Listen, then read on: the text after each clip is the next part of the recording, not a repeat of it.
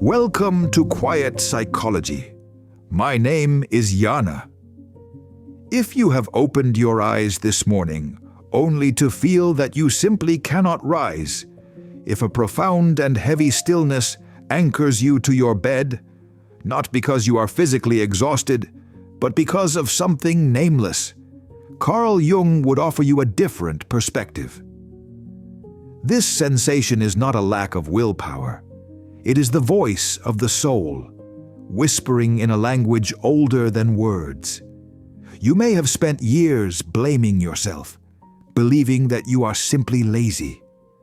The world may have told you to toughen up, to summon more discipline. Yet Jung discovered that what appears to the outside world as inertia is often a sacred message from the depths of the psyche. It is a quiet rebellion of the inner world against a life that no longer fits its truth. In the next few moments, we will walk together into that silence. You will learn why your soul sometimes asks you to stop, what it is trying to communicate, and how that specific message can ignite a necessary transformation. Because this laziness may not be decay at all. It may be the chrysalis before your rebirth.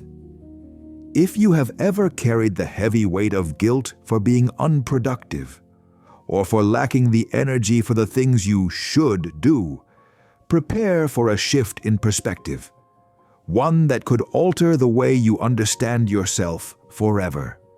Jung once observed that modern culture worships motion and condemns stillness. We have been conditioned to believe that to stop is to fail, that to rest is to waste time, and that silence is dangerous. But Jung's insight was revolutionary. He understood that sometimes the soul must withdraw, not out of weakness, but to reorganize itself. He called this psychic incubation. It is a crucial period when the unconscious works beneath your awareness, digesting experience, integrating insight, and preparing for transformation. The conscious mind might think nothing is happening, but deep within the architecture of the self, everything is being rearranged. Imagine your psyche as a vast organism, a forest renewing itself. The trees may appear dormant and lifeless in winter, yet the roots are alive in the dark, quietly expanding. Your body knows before your mind does that something must change.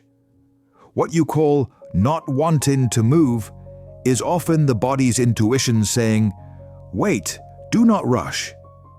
The old map no longer fits the new terrain. The body, Jung said, senses first when we are living against our essence. When it refuses to obey the demands of a false life, it is not being lazy, it is being honest. Jung identified several faces of this sacred stillness, what we might call the 5 kinds of soul laziness. Each one is a specific message disguised as fatigue. The first is the laziness of misalignment. You find no energy for what once seemed meaningful. The meetings, the obligations, the endless checklists feel hollow. This, Jung explained, happens when your outer life no longer mirrors your inner truth. The psyche, wise and defiant, withdraws energy from what is false. It says, "I will not power the life that is not mine." The second is the laziness of unmourned grief. Sometimes your tiredness is not about the present moment. It is the echo of loss never faced, a death, a breakup, or the end of a cherished identity. Jung knew that unprocessed grief devours psychic energy. The soul says, "Stop. Honor what has been lost." Until you do, it withholds vitality, as if holding a candlelight vigil within you. The third is the laziness of emotional overload. There are those who absorb too much, from people, from the news, from the world's chaos. Jung saw them as emotional sponges.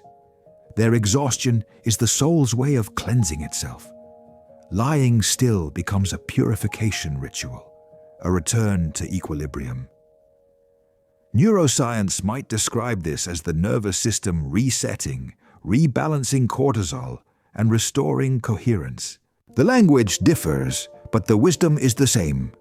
Silence heals the circuitry. The fourth is the laziness of life transition. This one appears during metamorphosis, when an old identity dissolves, but the new one has not yet formed. Jung called this the liminal space, the in-between.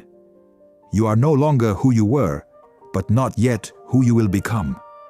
Like a snake shedding its skin, you must retreat to a hidden place, vulnerable and raw, until the transformation completes.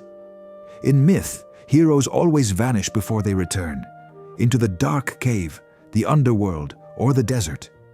Your fatigue is that descent. The fifth is the laziness of blocked creativity. Here, the soul's creative force, its desire to express, to make, to imagine, is suppressed by a life that is too narrow, too practical, or too afraid. Jung observed that unused creative energy often turns inward, curdling into apathy or depression. The soul cries, "Stop wasting my fire on things that do not matter." This is not the end of energy. It is energy demanding a new purpose. In each of these states, the body acts as the messenger of the unconscious. The heaviness is not a punishment, but an invitation. Your stillness is sacred ground. And beneath all of them lies the same question, ancient and urgent. What part of me is asking to be born? In these pauses, the unconscious is not idle. It dreams in you. It writes its myth in symbols and sensations, shaping you from the inside out like molten rock forming new earth. It needs darkness, pressure, and time. The modern mind resists this. It wants progress charts and productivity metrics, not silence and surrender. But as Jung taught, the psyche is not a factory, it is an ecosystem. And ecosystems grow through cycles, bloom, decay, renewal. The next time you feel too tired to move, imagine your soul speaking softly. Rest. I am working. When the soul withdraws its energy, it is not abandoning you. It is recalibrating you.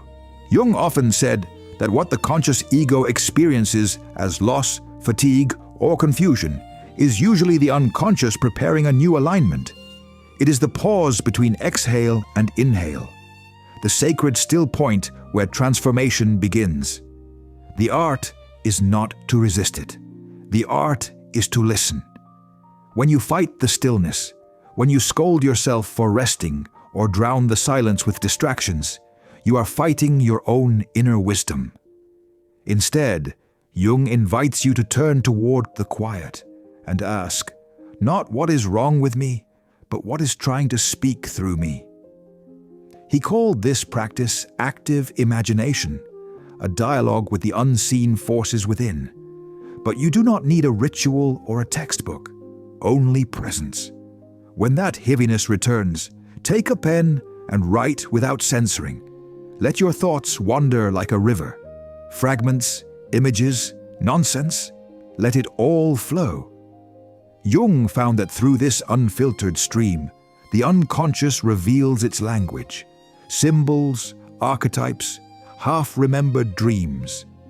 It is in these fragments that you will begin to see patterns, a recurring image, a phrase, a feeling that refuses to leave. Follow it gently. It is the psyche's compass pointing toward meaning.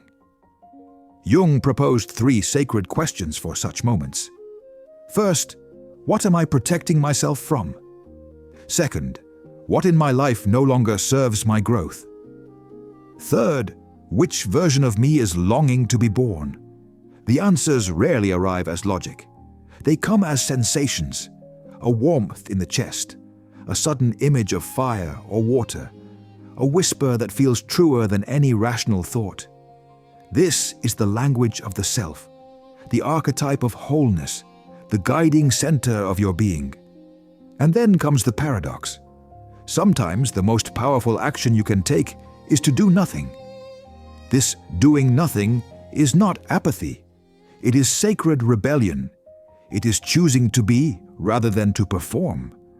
To rest as an act of self-trust. To honor the ancient rhythm that all of nature follows. Growth, stillness, rebirth. When you rest consciously, you are not escaping life. You are participating in its deeper pulse. Jung called this the alchemy of transformation. In medieval alchemy, the material that was to be transmuted had to rest in the darkness of the vessel before it could turn to gold. The soul follows the same law. It must pass through darkness, through the black stage of nigrido, where the old self dissolves, before it can reveal its new form. You may wake one morning with different eyes. It is the same world, but it feels newly alive. This is how the unconscious announces that incubation has ended. You start to dream vividly again. You feel spontaneous curiosity. You sense energy returning, not forced, but natural, like spring after a long winter. The psyche whispers, "Now move, but be patient with the timing." The soul blooms according to its own seasons. Modern society does not understand this rhythm. It celebrates constant motion, endless optimization, and the cult of busyness. Yet all great transformations in history, artistic, spiritual, scientific, were born in the quiet space between movements.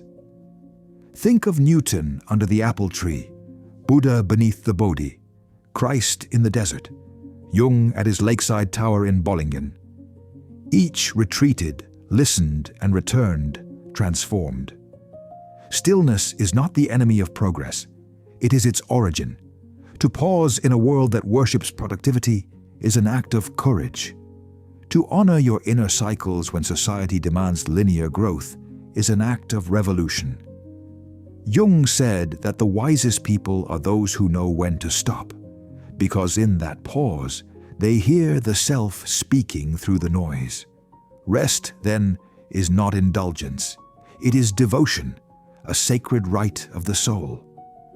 Neuroscience now affirms what the mystics knew.